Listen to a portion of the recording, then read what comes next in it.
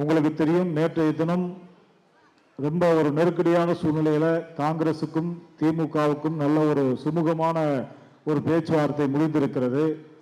அதனுடைய தொடர்ச்சியாக காங்கிரஸ் கட்சியுடைய தலைவர் ராகுல் காந்தி அவர்களை சந்தித்து மேலும் சில விஷயங்களை பேச வேண்டும் என்பதற்காக முதல்வருடைய நம்பிக்கை நாயகியாக இருக்கின்ற அவருடைய அன்பு தங்கை மரியாதைக்குரிய அக்கா கனிமொழி அவர்கள் டெல்லி இன்றைக்கு காலையில் முதல்வருடைய உத்தரவின் பேரில் சென்றிருக்கிறார். எப்படியாவது மாலை நான் 7 மணி 7:30க்குள்ள நான் வந்துடுறேன் அப்படின்னு சொல்லியிருந்தாங்க. ஆனால் ஃப்ளைட்டுடைய டைம் சரியான முறையில் கிடைக்கல. அதனால அவர்கள் வர இயலாத ஒரு சூழ்நிலையில் இந்த பயண நிறைவு விழாக்கு தங்களுடைய வாழ்த்துக்களை தொலைபேசி மூலமாக அவர்கள் தெரிவித்திருக்கிறார்கள். அவர்களுக்கு நம்முடைய நெஞ்சார்ந்த நன்றி இந்த நேரத்தில் நான் தெரிவித்துக் கொள்கிறேன். அவர் சென்ட்ரல் பாலிடிக்ஸில் இருக்கிறதுனால அவர்களால் இந்த நிகழ்வில் தொடர்ந்து பங்கேற்க முடியல. ஒருவேளை மாநில அரசியலுக்கு வந்தாங்கன்னா கண்டிப்பா நம்மள மாதிரியான ஏழை எளிய மக்களுடைய குரலை ஒழிக்கக்கூடிய அளவில் அவருடைய பங்களிப்பு நிச்சயமாக இருக்கும் என்பது மட்டும் இந்த நேரத்தில் நான் சொல்ல கடமைப்பட்டிருக்கிறேன். அதனால மாநில சார்ந்த இந்த தேர்தலில் முக்கியமான பங்கு வகிக்கிறதுனால அவங்களால வர இயலவில்லை. அதே மாதிரி அமைச்சர் செந்தில் பாலாஜி அவர்கள் தமிழகத்துடைய மேற்கு மாவட்டங்களில் முக்கிய கவனம் செலுத்தி வருகிறார். தேர்தல் காலங்கிறதுனால நம்மளால யாரையுமே உறுதியாக சொல்ல முடியல. அதே மாதிரி அமைச்சர் நம்முடைய சேகர் பாபு அவர்கள் கூட எப்படியாவது நான் வந்துடுறேன் என்று சொல்லியிருந்தார். அவரும் வர இயலவில்லை.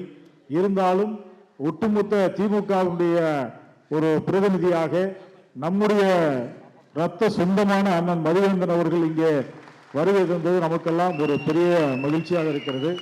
அவருடைய இந்த வருகை என்பது நம்மை அங்கீகாரப்படுத்துகின்ற வகையில் இருக்கிறது. தமிழ்நாட்டில் இன்றைக்கு ஆதித்தமிழர் கட்சியினுடைய பங்கை பற்றி அண்ணன் அவர்கள் எடுத்து சொன்னது உள்ளபடியே பெரும் மகிழ்ச்சியாக இருக்கிறது. ஏனென்று சொன்னால் இன்றைக்கு இருக்கின்ற ஒரு நெருக்கடியான ஒரு சூழ்நிலையில் இன்றைக்கு எத்தனையோ சில கட்சிகள் நம்மை அணுகிறார்கள். தேர்தலில் எங்களோடு நீங்கள் இணைந்து நில்லுங்கள், உங்களுக்கு நாங்கள் என்ன வேண்டுமானாலும் நாங்கள் தருகிறோம், எத்தனை சீட்டு வேண்டுமானாலும் தருகிறோம், செலவுகளை கூட நாங்களே கூட பார்த்துக் கொள்கிறோம் என்று கூட காலையில் கூட ஒரு முக்கியமான கட்சியிலிருந்து அழைத்தார்கள். ஆனால் நீங்கள் கோடியை கொட்டி கொடுத்தினாலும் எங்களுடைய கொள்கையை நாங்கள் ஒருபோதும் நாங்கள் மாற மாட்டோம். எங்களுடைய கொள்கை தலைவர்களாக இருக்கின்ற தந்தை பெரியார் அவர்களும் அண்ணல் அம்பேத்கர் அவர்களும் காட்டுகின்ற ஒரு உண்மையான ஒரு பாதை என்பது அது சரியான பாதையாக இருக்கும். அந்த பாதை என்பது நம்மை பொறுத்தமட்டில் தமிழ்நாட்டில் திராவிட முன்னேற்ற கழகம் தான் ஒரு சரியான கொள்கை ரீதியாக இருக்கின்ற இயக்கம் கட்சி என்கிற முறையில் விளிம்பு நிலையில் இருக்கின்ற நம்மை போன்ற மக்களை உற்று நோக்கி பார்த்து நமக்கான பல திட்டங்களை, சிறப்பான பல திட்டங்களை நிறைவேற்றி கொண்டிருக்கக்கூடிய முதலமைச்சர், இந்தியாவிலேயே ஒடுக்கப்பட்ட விளிம்பு நிலை மக்களுடைய உரிமைக்கு முன்னுரிமை கொடுக்கின்ற ஒரே தலைவர் அண்ணன் மு க ஸ்டாலின் என்கிற அந்த தலைவர் தான் இருக்கிறார். ஆகவே அவருடைய கரங்களை நாம் வலிமைப்படுத்த வேண்டும் என்பதுதான் நம்முடைய எண்ணம். இன்றைக்கு நமக்கு ஒரு இடம் இங்கே கொடுக்க வேண்டும் என்கிற ஒரு கோரிக்கையை நாம் நம்முடைய முதல்வர் மத்தியில் வைத்திருக்கிறோம். இருந்தாலும் நம்முடைய பாதை என்பது திமுகவினுடைய பக்கமாக தான் இருக்கும் என்பது இந்த நேரத்தில் நான் உறுதியாக சொல்லிக்கொள்ள விரும்புகிறேன்.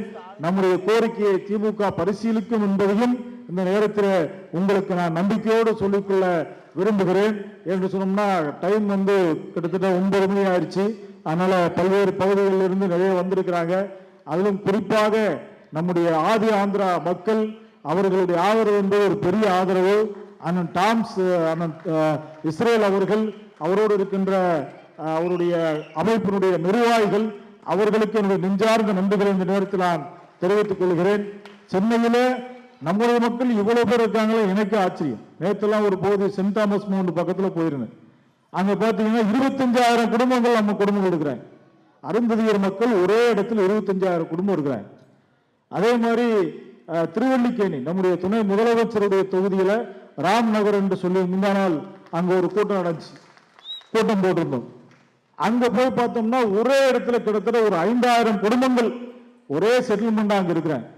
இப்படி இந்த சென்னையில மட்டும் நம்ம அருந்ததியர் மக்கள் 10 லட்சத்திற்கும் குறைவாக இல்லை, 10 லட்சத்துக்கும் மேலாக தான் நம்முடைய மக்கள் இருக்கிறாங்க. ஆனால் என்ன அப்படின்னா அவர்களுக்கு சான்றிதழ் ஆதி ஆந்திரா என்று சான்றிதழ் இருக்கிறது. இதனால என்ன பிரச்சனைனா அவங்களை பல இடங்கள்ல இவங்கள தெலுங்குக்காரங்க என்று டிஸ்கிரிமினேட் பண்ணக்கூடிய ஒரு பாகுபாட்டோடு ஆதி ஆந்திரா மக்களை அவர்கள் நடத்துகிறார்கள். நேற்று தினம் கூட இந்த சில பகுதிகள்லாம் போயிருக்கும்போது சொன்னாங்க, எல்லா இடங்களுக்கும் டோக்கன் கொடுத்து இலவசமா அரசனுடைய நலத்திட்டங்கள்லாம் கொடுக்குறாங்க.